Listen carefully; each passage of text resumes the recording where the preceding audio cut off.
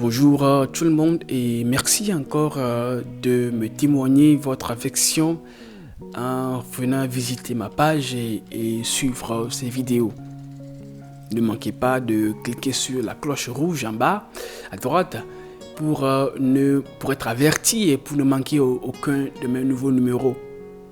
Aujourd'hui, je vous propose un de mes textes que je titre « L'erreur de mon père ».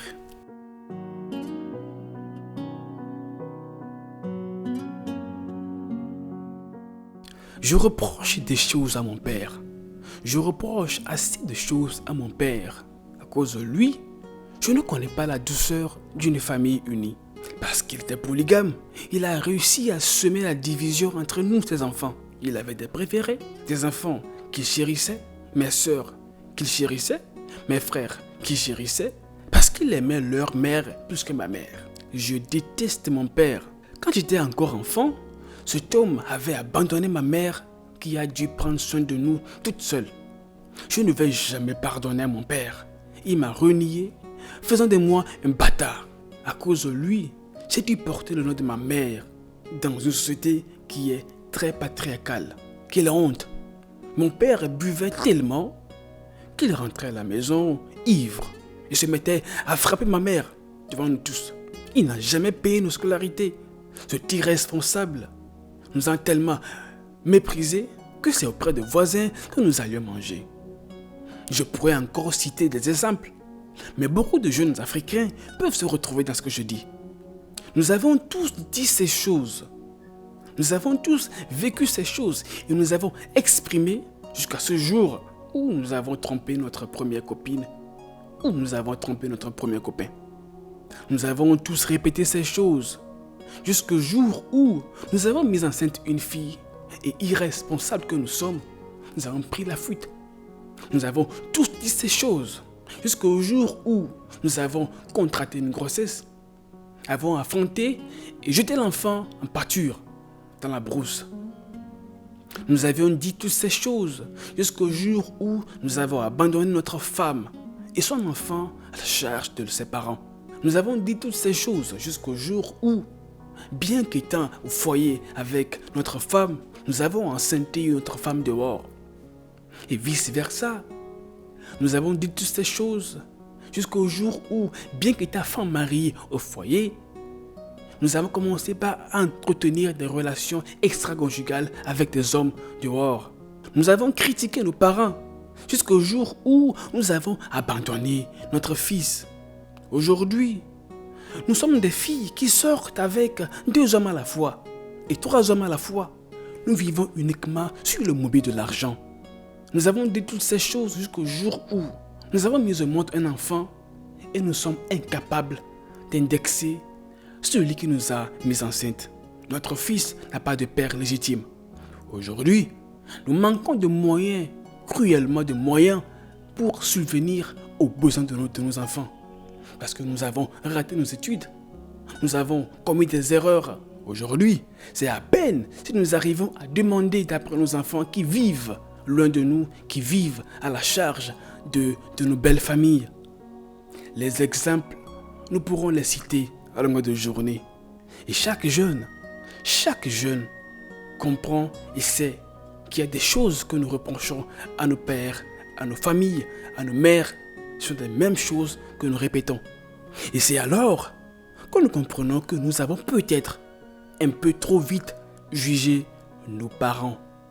Nous les avions jugés sans leur avoir au préalable donné l'occasion de s'expliquer. Si seulement nous pourrons donner l'occasion à nos parents de s'expliquer, de nous expliquer la raison pour laquelle ces personnes que nous jugeons d'imbéciles, d'irresponsables, ont osé nous abandonner. Quand nous nous retrouvons dans le même cas, comment pourrons-nous nous expliquer? Comment pourrons-nous nous-mêmes expliquer nos actions? Et pourquoi ne pas donner la parole également à nos pères de s'expliquer? Si seulement nous pourrons être à la place de nos pères, de nos mères, si seulement nous pourrons être dans leurs sentiments, dans leurs émotions, si seulement nous pourrions porter leurs chaussures. Alors, si nous ne sommes pas meilleurs, comprenons que nos parents n'ont pas été non plus meilleurs. Aujourd'hui, beaucoup de personnes ont compris. Et c'est même pourquoi j'ai fait cette vidéo. C'est que nous puissions oser dire à nos parents, papa, excuse-moi, maman, excuse-moi parce que je pense que j'étais jugé trop tôt. Et malheureusement, beaucoup ont déjà perdu leurs parents, mais ils ne vivent pas une meilleure vie que celle vécue par leurs parents. Nous comprenons aujourd'hui que une chose pour nous jeunes est d'avoir des relations intimes avec des filles, ou bien de sortir avec un homme. Une chose est d'aller passer quelques jours chez l'homme. Une chose est de laisser une fille venir passer des jours chez nous. Nous avons compris qu'une chose est de mettre une fille enceinte et de vivre vraiment les caprices d'une femme enceinte. Une chose est d'aller doter une femme. Une chose est d'aller payer des présents aux familles de notre fiancé afin de l'épouser. Une chose est de vivre la pression des belles familles. Une chose est de comprendre ce qui se passe sous le lit entre deux personnes qui s'aiment mais n'arrivent pas à se supporter. Nous arrivons aujourd'hui à comprendre que à chaque étape de la vie, il y a une expérience qu'on apprend. Et si nous sommes des humains, nous devons aussi comprendre que nos parents sont aussi des humains. Dans quelques années, nous serons aussi jugés par nos enfants. C'est une réalité, c'est une évidence.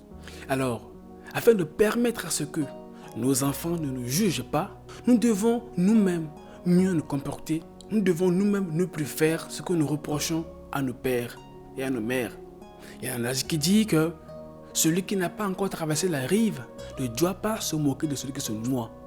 En proposant une telle réflexion, l'idée derrière est d'encourager les jeunes de ma génération à cesser de juger leurs parents, à cesser de se comporter en meilleure personne, à cesser de jeter du discrédit sur leur mère, leur père. Parce qu'à chaque fois que nous posons des pas, il y a des choses que nous apprenons. À chaque fois que nous ouvrons nos bouches, il y a des choses que nous disons, des décisions qui sont engagées, des actions qui sont menées. Nous devons réussir à comprendre qu'il nous faut du temps, beaucoup de temps pour comprendre notre vie avant de comprendre la vie des autres.